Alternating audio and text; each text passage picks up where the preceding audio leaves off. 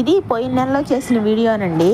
ఆ రోజు నాకు బిర్యానీ చేసుకోవాలనిపించింది. ఆ రోజు మామూలుగా నేను ఎప్పుడు చికెన్ కర్రీ సపరేట్గా, అలాగే బిర్యానీ సపరేట్గా, అంటే ప్లెయిన్ రైస్ సపరేట్గా చేసుకుంటుంటాను. కానీ ఆ రోజు మాత్రం చాలా రోజుల నుంచి చికెన్ దమ్ బిర్యానీ లాగా చేసుకుందాం అనిపించింది.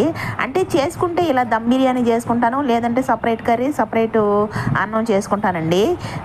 చికెను అలాగే రైస్ కలిపేసి అలా ఇప్పుడు చేసుకున్నాను అన్నమాట. ఇలా దమ్ లాగా చేసుకుంటే కర్రీగా ఉంటుంది. చికెన్ ముక్కకు కూడా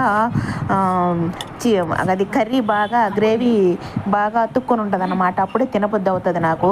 లేదంటే ముక్క తెల్లగా ఉండింది అనుకోండి, అస్సలు తినలేను.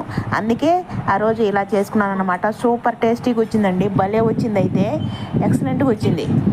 అడుగు కూడా అంటుకోకుండా బాగా వచ్చిందండి, సూపరు.